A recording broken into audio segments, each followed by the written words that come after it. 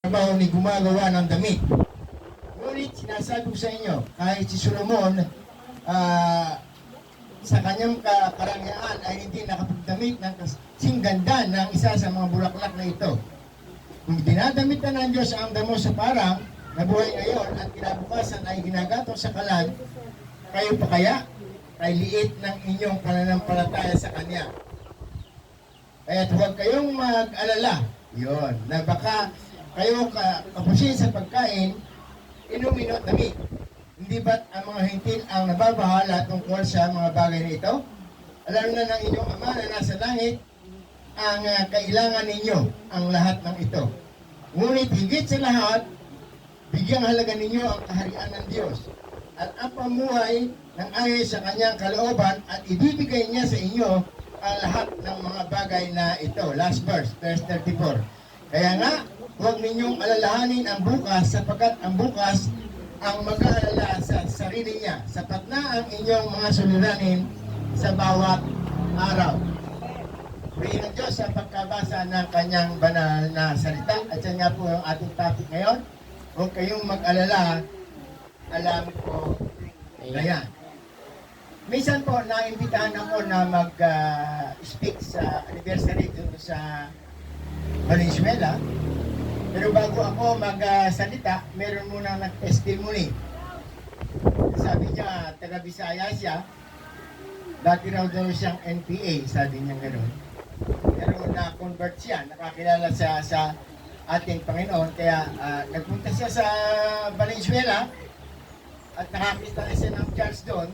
Nag-commit siya na maging manggagawa.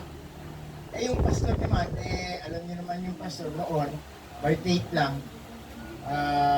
sapat-sapat lang yung offering, yung tithes ng mga miyembro. Kaya, ayun, by faith, naging manggagawa siya.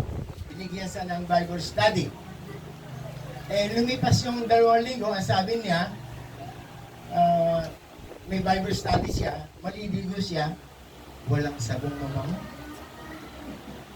Magtututbrush siya, walang toothpaste. Kaya nagtanong na siya sa Lord.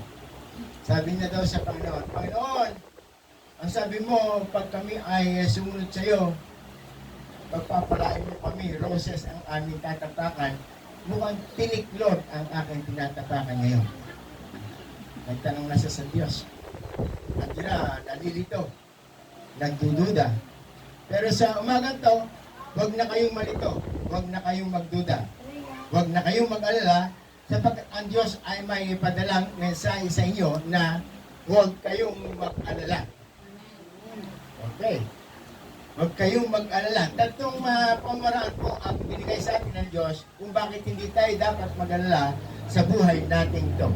Ang unang pamaraan na ibinigay ng Diyos ay kontrolado na ang lahat ng mga kaganapan sa buhay mo. Makikita po natin yan sa verse 25 to 30. Binasa natin, pero hindi ko na po ulit babasahin. Isa-isahin na lang po natin. Ang isang mabigat na nangyayari ngayon ay yung kahirapan na yan. Ang resulta ay nandoon ang pag-aalala ng maraming taong nabubuhay sa mundong ito. Maraming nag-aalala. Mayaman, nag-aalala. Nasa middle class, nag-aalala. Mahirap, nag-aalala. Pagdating sa